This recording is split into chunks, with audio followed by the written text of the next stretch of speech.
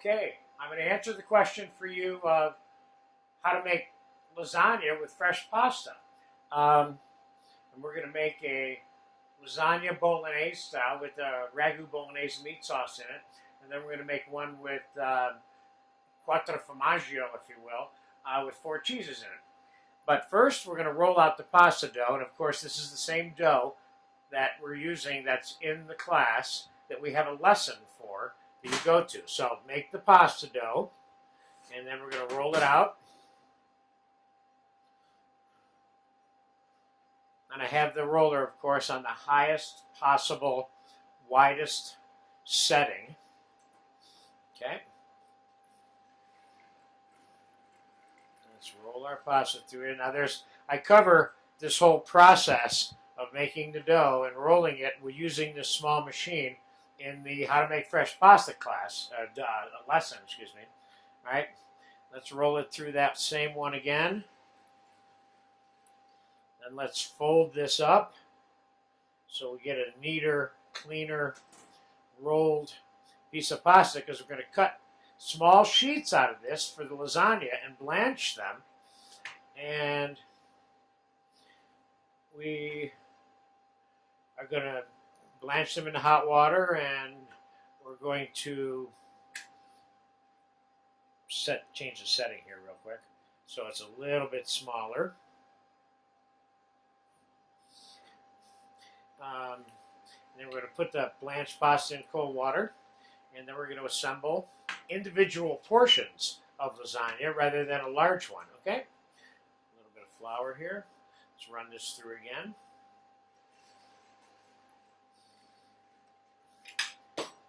Oops. And we're going to change the setting. My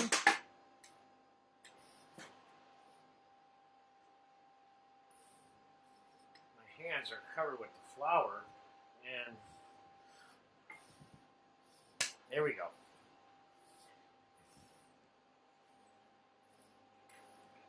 This is a great way to make lasagna, by the way. It has a really great quality with the fresh pasta dough that it's hard to get anywhere else. Now, how thin do you want the pasta dough? The real question is, how thin do you want your lasagna sheets? We're going to go one more setting. So we're not going to take this to the thinnest possible setting, okay? It's second to the last possible, thinnest possible setting.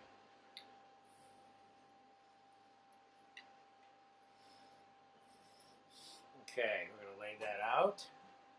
Let's get a little flour on there. We don't want this sticking to the table on us.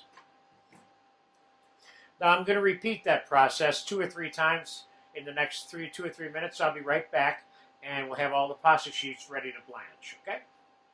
Okay, we have a couple of pasta sheets rolled out. Now we're going to blanch this in boiling salted water and then shock it slightly in cool water right behind that, okay? So we're going to use, we need 3 sheets per lasagna. So let's go 1, 2, 3.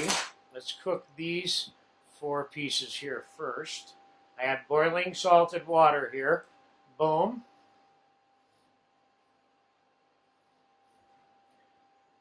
Put those in there. That's only going to take a minute.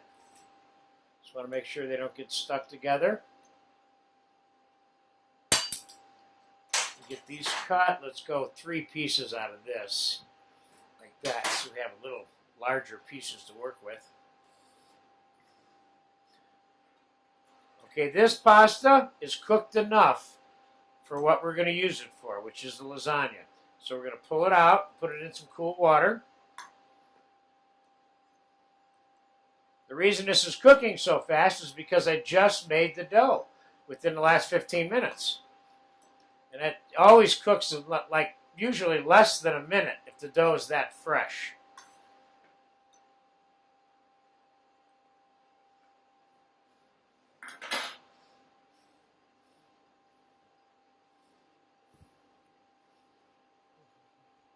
You want to open it up to make sure that it doesn't get stuck together or gets cold in a position other than flat that you don't want, okay? Now let's drop these 3 in.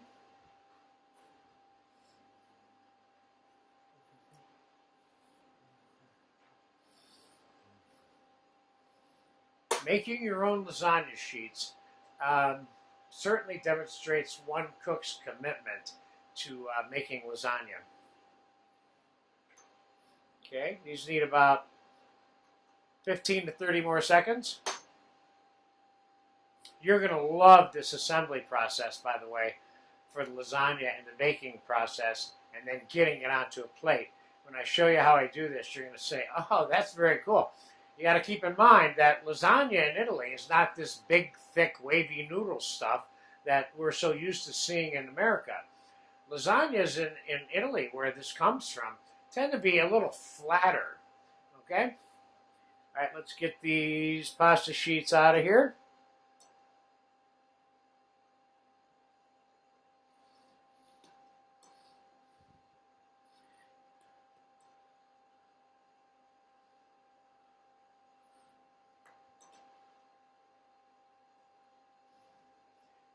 And let's move this over here so we can all see what we're doing.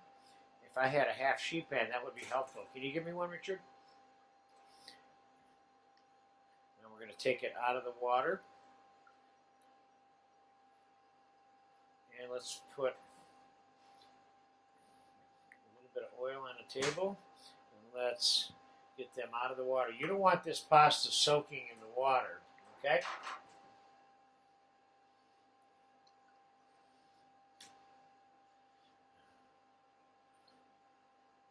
Because all it's going to do is get bigger and fatter and absorb all of the water.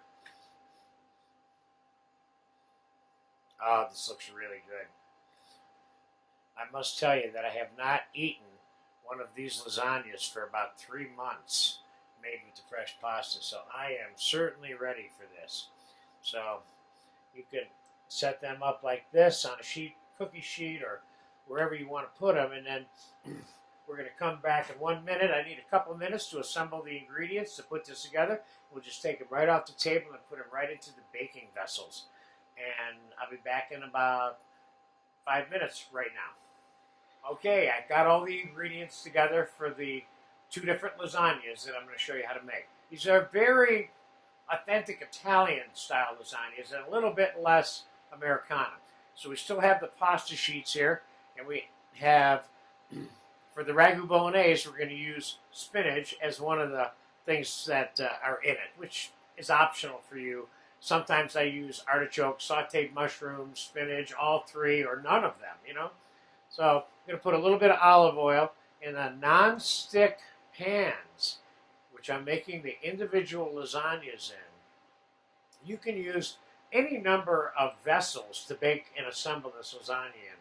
Small gratins, you can use a larger saute pan, or you can make more than one in a larger casserole if you want. You know, I kind of like these individual versions because sometimes you can cut them up like a pie and serve them as an appetizer on a cutting board too, which I'll show you in a minute.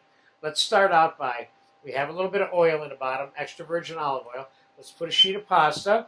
Then let's put some fresh spinach in the bottom. You don't have to overload this because this can be a fairly substantial meal by itself, so you don't get carried away. Here's your Ragu Bolognese.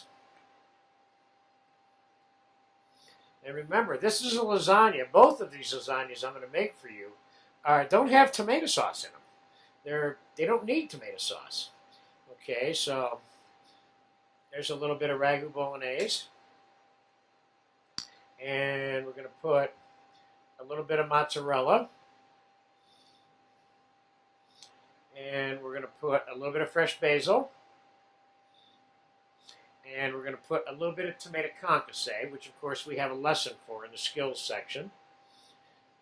And we're going to put a little bit of black pepper.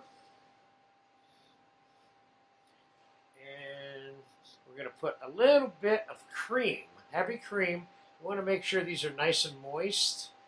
You'll never even know that you're eating or consuming any of the cream. It's a kind of a lubricant for the inside. Then we're going to put a shot of oil again.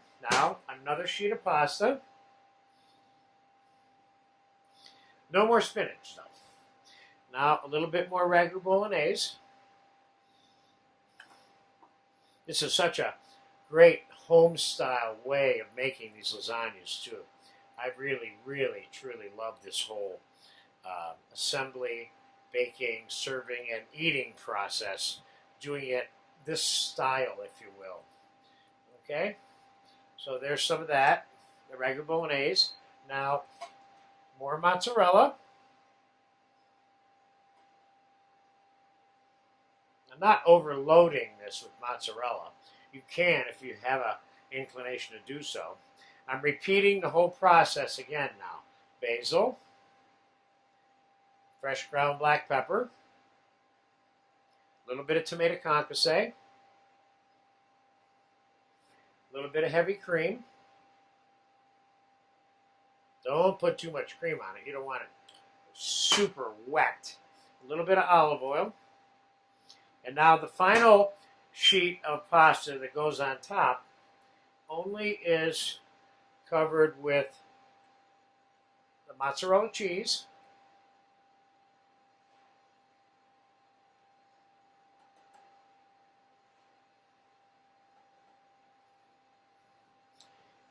and the pepper.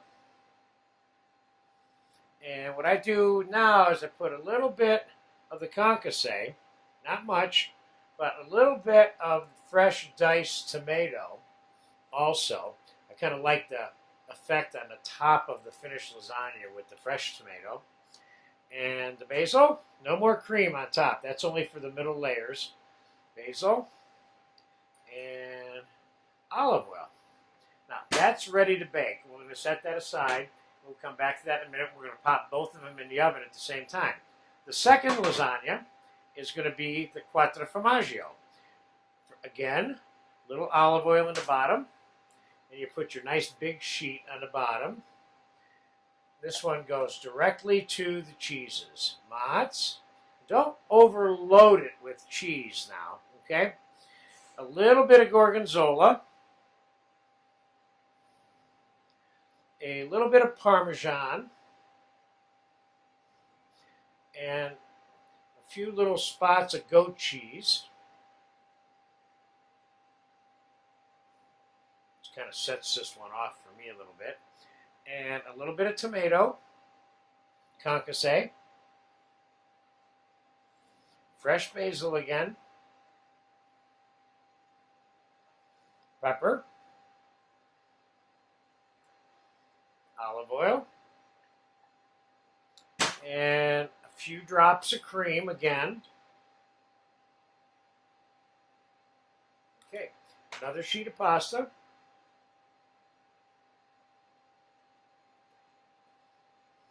Mozzarella again.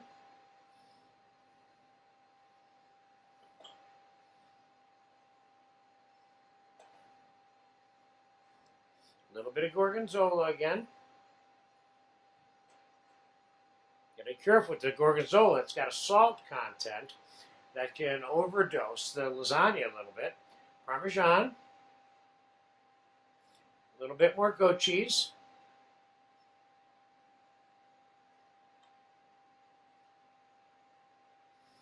And a little bit more tomato concasse. You notice I'm not overloading any of these layers with any of these ingredients. A little bit of basil. Fresh ground black pepper again. A little drizzling of the cream. Now for the final sheet of pasta. Oh, it doesn't matter which one we use. I got an extra one out here. Let's put this one on here. Let's put the other one on. It's a little bit bigger. There you go. Now, same drill again on the top. Slightly different finishing on the top. Mozzarella.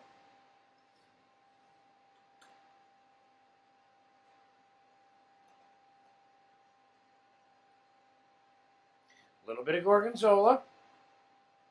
Not much, especially on the top layer. You don't want too much of anything. A little bit of parm. A little bit of goat cheese. I'd say in total I probably got 2 ounces of each cheese in here, possibly.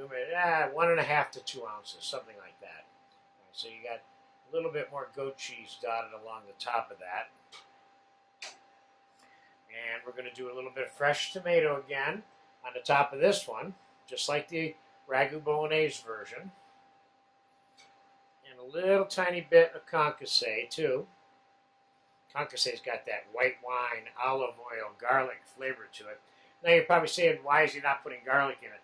You don't really need to put garlic. You can put some garlic in here if you want. You can spread some roasted garlic puree on one of these sheets if you want. I mean, this is a good formula that tastes good like it is, and you can add more if you want, of whatever your particular interest might be in terms of the flavor. Basil, little tiny bit of cream up here, and a little bit of olive oil.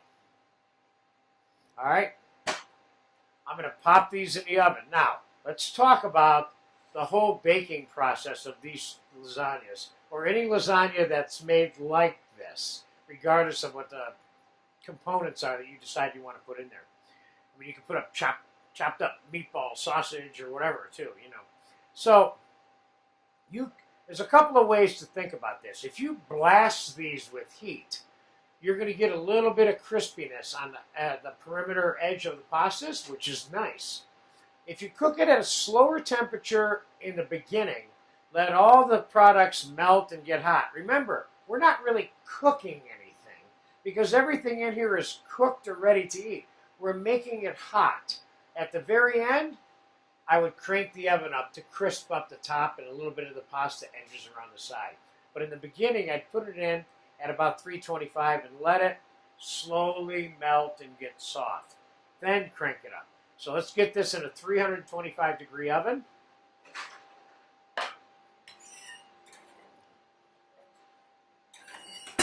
And I'll be back probably to show you the stage before I turn it up, unless it browns a little bit in the process. Either way, I'll be back and we're going to look at it and get it on a plate, put it on a cutting board, cut them up a little bit and play with it, so you can see some of the ways in which you can have fun eating this lasagna. All right, so I'll be back in probably 20 minutes to 30 minutes. Okay, the lasagna been in the oven, 35 minutes, maybe even 40. About 75% of the way through the baking process, I turned the oven up and it was getting a little bit crispy around the edges, and I put covers on both of the pans, and we're going to bring them out now and see what we got here.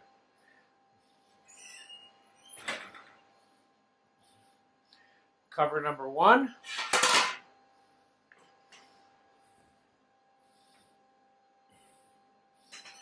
And cover number 2. All right, there you have some finished lasagna. Now this one is the cheese. We're going to pull this one out first. You see on the edges here, pasta got a little bit crispy, which is nice. So let's see how easy that is to get out. Look how that came out of the pan. That is a beautiful thing.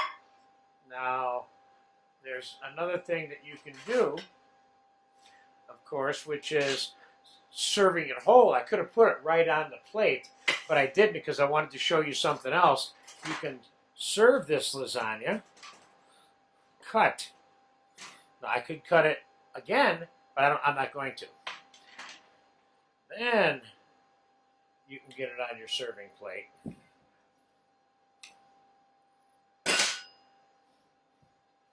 Then you can put a little bit more basil on it if you want, and a little bit of olive oil, and you're good to go.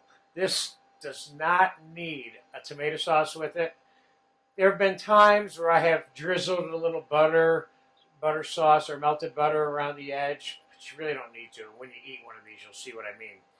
And the Ragu Bolognese one, I say we put it right on the plate. It's a little bit heavier, but you see how that nonstick pan worked? It just slid right out. And you don't forget, you can always cut it on the plate. This one I'm not real keen on transferring after I cut it. That's why I'm cutting it on the plate. Makes it kind of easier to eat but not that much easier. You don't have to cut it at all. If you put this in front of me, all you need to do is give me a knife and a fork, and I'm all set. So, a little more olive oil there. This one's got a little bit of oil from the Ragu Bolognese there. You might want to dab that up before you serve it. Not necessary, though. A little bit of basil. And, of course, if you want, just always sprinkle a little more Parmesan on them. And there is my method and technique for making homemade pasta lasagna. And there's a couple of versions there. These are both really, really good. So if you get a chance to make one of these, go for it. I guarantee whoever you give it to will love you.